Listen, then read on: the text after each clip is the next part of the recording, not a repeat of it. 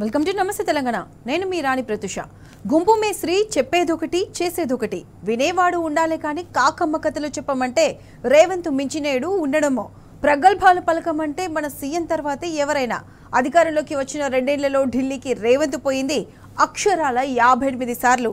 అప్పుడే ఆశ్చర్యపోగని ముక్కున వేలేసుకోకండి, ఇంకా చాలా ఉంది కథ. వింటే భారతమంతా, చెప్తే రామాయణమంతా.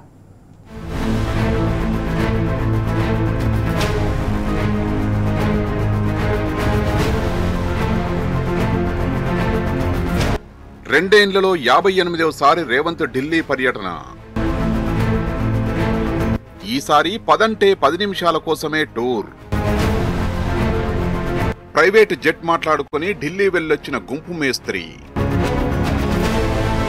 సుమారు 50 లక్షల రూపాయల ప్రజాధనం సంతర్పణ. ఢిల్లీలో జరిగిన సిజిఐ ప్రమాణ స్వీకారానికి వెళ్ళొచ్చిన రేవంత్. రేవంత్ ఎందుకు వెళ్ళినట్టు? కాంగ్రెస్ అగ్రనేతలకు గుంపు మేస్త్రి మూటలు మోసుకెళ్లాడా? ఢిల్లీ ప్రస్తావన వచ్చిన ప్రతిసారి సాధారణ క్లాసులోనే వెళ్తానంటూ ప్రగల్భాలు. మరి ఈసారి 50 లక్షల రూపాయలు పెట్టి ప్రైవేట్ జెట్లో ఎందుకు వెళ్ళినట్టు? ఇంత ప్రజాధనం దుర్వినియోగం చేసే హక్కు ఈ సీఎంకు ఎవరిచ్చారు?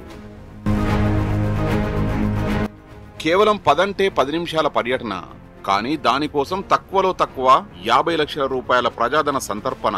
అవును, మీరు విన్నది నిజమే. ఇది రేవంత్ ప్రజాధనాన్ని నీళ్లలా ఖర్చు పెట్టిన వైనం. ఢిల్లీలో సుప్రీంకోర్టు కొత్త చీఫ్ జస్టిస్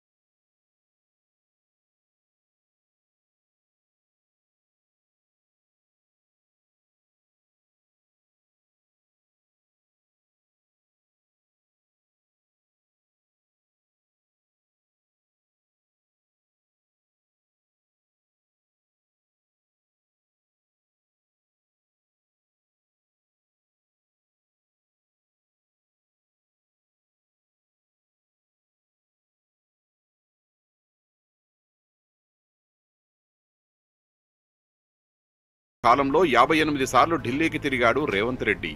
పోనీ రేవంత్ రెడ్డి హస్తిన ప్రదర్శనలతో తెలంగాణ ఒరిగిందేమన్నా ఉందా అంటే గుండు సున్నా. ఎక్కే విమానం, దిగే విమానం తప్ప కేంద్రం నుంచి తెచ్చిన నిధులు శూన్యం. రాష్ట్రానికి తీసుకొచ్చిన ప్రాజెక్టులు శూన్యం.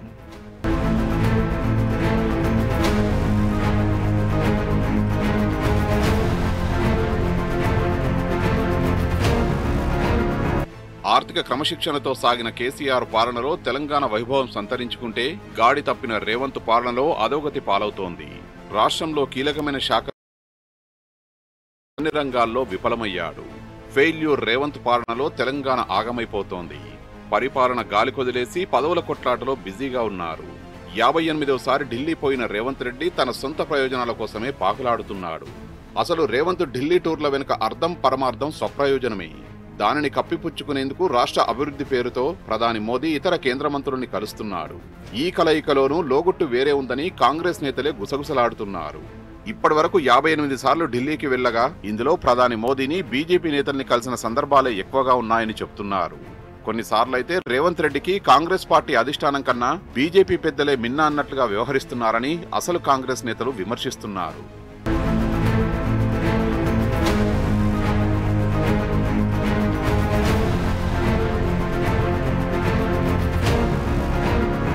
తిట్టేందుకు నోరు, తిరిగేందుకు కాలు అన్నట్లున్నది ముఖ్యమంత్రి రేవంత్ రెడ్డి తీరు. సీఎం రేవంత్ రెడ్డి పర్యటనల్లో 80% పైగా పార్టీ పెద్దల్ని కలిసేందుకు వెళ్లారని టూర్ షెడ్యూల్ స్పష్టం చేస్తోంది.